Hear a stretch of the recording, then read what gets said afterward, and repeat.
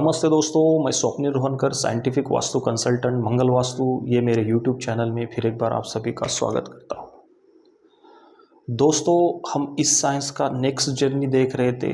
Carbon theory के बारे में प्रीवियस वीडियो में मैंने चर्चा की है। आज की वीडियो में नेक्स्ट पार्ट जो है उसके बारे में मैं चर्चा करने वाला हूँ। आज की वीडियो जो है वो सबसे महत्वपूर्ण होने वाली है। कार्बन का बेसिक जो फंडामेंटल था वो प्रीवियस वीडियो में हमने उसके बारे में डिस्कस किया हुआ है। तो आज मैं एनर्जी के बारे में चर्चा करने वाला हूँ। तो एनर्जी है क्या? जिस तरह से टेक्निकली और साइंटिफिकली मैंने इस साइंस को समझा है, एज एन इलेक्ट्रॉनिक्स इंजीनियर जिस तरह से टेक्निकली मैं इस साइंस को कनेक्ट कर पा रहा हूँ, उसी तरह से मैं आपको समझाने की कोशिश कर रहा हूँ। तो एनर्जी क्या है? तो मैंने जो कनेक्ट किया, law of conservation of energy क्या कहता है? Law of conservation of energy कहता है energy neither be created nor be destroyed, it can be converted one form into another। तो एनर्जी को एक फॉर्म से दूसरे फॉर्म में कन्वर्ट करना है। तो यही तो हम वास्तु साइंस में कर रहे हैं। वास्तु साइंस में हम एनर्जी का ट्रांसफॉर्मेशन ही तो कर रहे हैं। जहाँ नेगेटिव एनर्जी है वहाँ हम पॉजिटिव कर रहे हैं, स्पेस को बैलेंस कर रहे हैं, एनर्जी का संतुलन बनाए, ऊर्जा का संतुलन कर रहे हैं। तो एनर्जी ये पार्ट सबसे महत्वपूर्ण है। तो कंजर्वेशन लॉ जिस तरह से कहता है कि वन फॉर्म इनटू अनदर, मतलब हम वास्तु में यही करते हैं। एक नेगेटिव स्पेस पे अगर negative anti element negative energy है उसको हम पॉजिटिव करते हैं। सिंपल फंडामेंटल है। तो हम कार्बन से करते हैं परमानेंटली। तो अब बात आती है कि एनर्जी क्यों अलग अलग है। दो तरीके की एनर्जी है। यूनिवर्सल एनर्जी जो है वो फिक्स है। हमारा जो शरीर है वो चल रहा है एक लाइफ फोर्स एनर्जी, और एक एनर्जी जो है वो फिजिकल एनर्जी। जब तक लाइफ फोर्स एनर्जी सिग्नल ना दे तब तक फिजिकली हम कुछ नहीं कर पाएंगे। अभी मुझे प्यास लगी है, पानी पीना है, भूख लगी है, खाना खाना है। तो पंच तत्वों का ये जो शरीर बना है, तो वही तो हम वास्तु में कर रहे हैं कि पंच तत्वों का संतुलन पृथ्वी पे या अर्थ पे और स्पेस पे कर रहे हैं। और वो ज़रूरी है बिकॉज नेचर ने वो पंचतत्व हमारे लिए दिए हुए हैं, उसी पे हमारा जीवन है। तो आज अगर मैं घर पे हूँ तो घर की एक अलग एनर्जी होगी। मुझे हर स्पेस जैसे मैं चेंज करता हूँ वैसे एनर्जी अलग अलग फील होती है।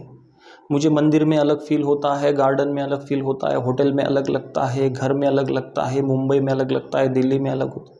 तो change in space is directly proportional with change in energy. ये मेरा सेंटेंस है, ये मेरा लॉ है। एक ही जगह पे आपको एक जैसी एनर्जी नहीं फील होगी, तो वो तो होना चाहिए। वो क्यों नहीं होगी? क्योंकि 360 डिग्री अर्थ रोटेट हो रही है।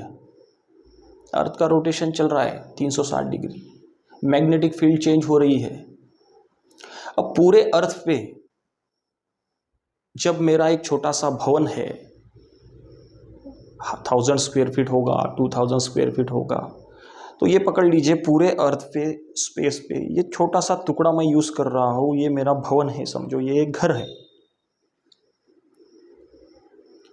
तो दो एनर्जी है, एक कॉन्शियस एंड एक सबकॉन्शियस। यूनिवर्सल कॉन्शियस एनर्जी में वो जब खाली होती है स्पेस, वो यूनिवर्सल कॉन्शियस एनर्जी में है।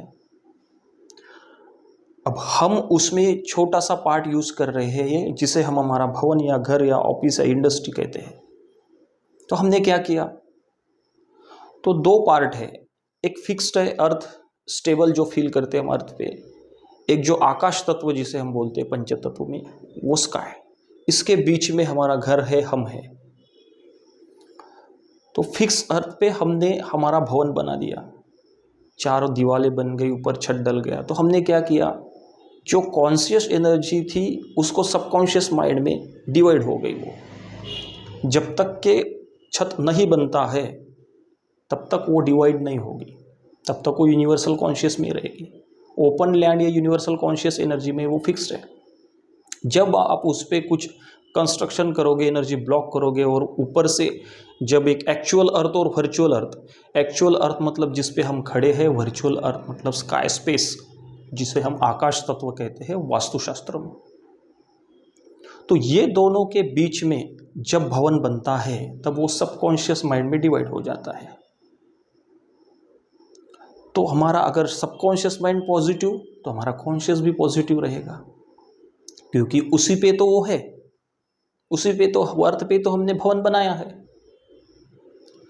तो अगर एनर्जी चेंज नहीं होती तो मुझे एक ही जगह पे एक ही जैसा फील होता।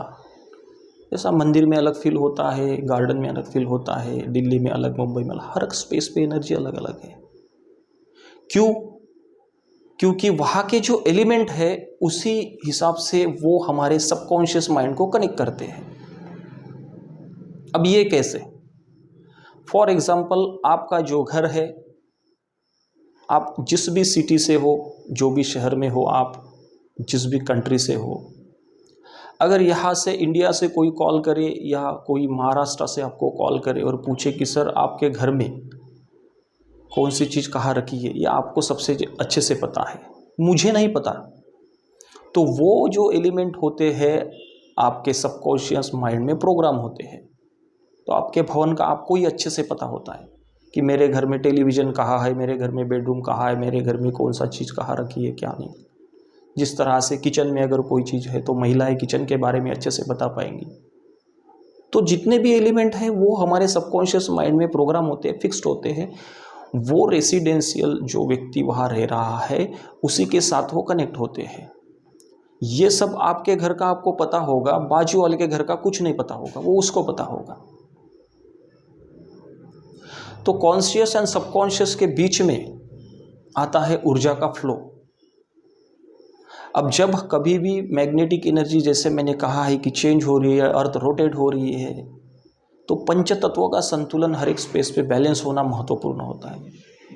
ये शरीर को लिमिटेशंस दिए हैं, कितना खाना खाना है, कितना पानी पीना है, ये लिमिटेशंस दिए हैं। अब एक बच्चा जब जन्म लेता है, दूध पीता है, उसकी उम्र होती जाती है, वैसे फिर खाना खाता है, नेक्स्ट फिर अन्नप्राशन, ये वो आगे बढ़ते बढ़ते तो हम डेली एक्टिविटी में खाना खा रहे, पानी पी रहे, 2 से 3 समय हम खाना खा रहे, तो हमारे शरीर का आकार विशाल हो जाना चाहिए था, फिर भी हमारा शरीर बैलेंस है। ऐसा क्यों? तो वही तो पंचतत्वों का संतुलन है। ये सृष्टि का जो पंचतत्वों का संतुलन है वही उसे बैलेंस रखता है। हर एक 8 दिन में न्यू सेल डेवलप होती है। तो डिस्पोजल एक्टिविटी तो बहुत कम है, तो ऐसा क्यों नहीं हुआ? तो संतुलन, तो लिमिटेशंस दिए हुए हैं। तो इसी तरह से स्पेस में, वास्तुशास्त्र में किसी भी ऊर्जा का संतुलन, जिसे हम नेगेटिव ऊर्जा कहे या एक्सटेंडेड अगर एनर्जी है किसी भवन में किसी भी डायरेक्शन में, तो उसको रिड्यूस करना और उसे कम है तो उसे बढ़ाना। फॉर एग्जांपल, अगर आपके पास 100 रुपये की एक नोट है तो 100 रुपीज़ में आपको 100 रुपीज़ की चीज़ ही मिलेगी, 1000 रुपीज़ की नहीं मिलेगी, क्योंकि उस नोट में, उस 100 रुपीज़ की नोट में उतनी ऊर्जा है, उतनी एनर्जी है, उससे आप उतना ही खरीद पाओगे। तो भवन जब बनता है तो ऊर्जा का संतुलन सेंटर से निकलता है। सेंटर पॉइंट के बारे में डिस्कशन हो चुका है। तो यही तो है law of conservation of energy. हमें वास्तु में ट्रांसफॉर्मेशन ऑफ एनर्जी ही करना है। तो एनर्जी का ट्रांसफॉर्मेशन जब बनाए रखेंगे, संतुलन बनाए रखेंगे भवन में, तो पॉजिटिव ही मिलना है। तो आज एनर्जी का संतुलन सबसे महत्वपूर्ण क्यों है? क्योंकि अर्थ पे जो कुछ भी चेंजेस हो रहे हैं, टेक्निकली इंफ्रास्ट्रक्चर बढ़ रहा है, तो ऊर्जा का संतुलन डिस्टर्ब हो गया है।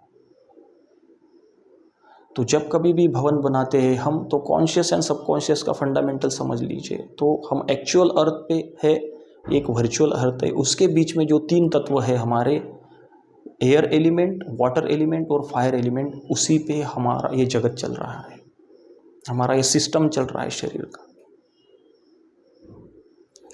तो दोस्तों, आशा करता हूँ कि ये जो इन्फॉर्मेशन है आपको ऑथेंटिकली समझ में आ गई होंगी। नेक्स्ट जो वीडियो है उसमें और एक नेक्स्ट पार्ट मैं डिस्कस करूँगा।